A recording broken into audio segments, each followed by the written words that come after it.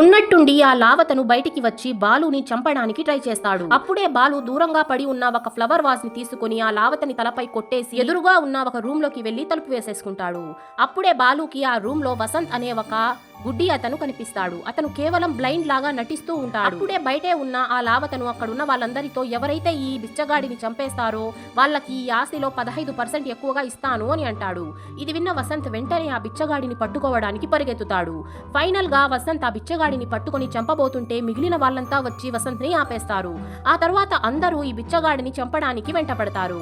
అప్పుడే వాళ్ళల్లో ఒక అతను ఈ బిచ్చగాడిని చంపేసిన వాళ్ళకే మొత్తం ఆస్తి వస్తుంది అని అనేయడంతో అందరూ ఒక్కసారిగా బిచ్చగాడి వెంట పడిపోతారు. ప్రతిసారి హరి ఆత్మనే బాలుని కాపాడుతూ ఉంటుంది. అప్పుడే వరు లావుగా ఉన్న అతని గొంతు పట్టుకొని నువ్వు ఇన్ని రోజులు మమ్మల్ని మోసం చేశావా అని అంటాడు. అప్పుడే ఆ లావతను వరుణ్ తో కలిసి ఆ బిచ్చగాడిని చంపేసి మనం ఇద్దరమే ఈ ఆస్తి పంచేసుకుందామని ప్లాన్ వేస్తాడు. ఆ తరువాత బిచ్చగాడు వసుంధర అనే ఒక అమ్మాయి దగ్గరికి వెళ్తాడు. ఈ అమ్మాయి వాళ్ళందరిలో ఒక మంచి అమ్మాయి అయ్యి ఉంటుంది. దాంతో ఇతను ఆమెతో ప్లీజ్ వీళ్ళు ఆస్తి కోసం నా ప్రాణాలు తీసేసేలాగా ఉన్నారు, ప్లీజ్ నన్ను కాపాడండి అని అడుక్కుంటాడు. ఆ తరువాత ఏమైందో తెలుసుకోవడానికి పార్ట్ 12 అని కామెంట్ చేసేయండి.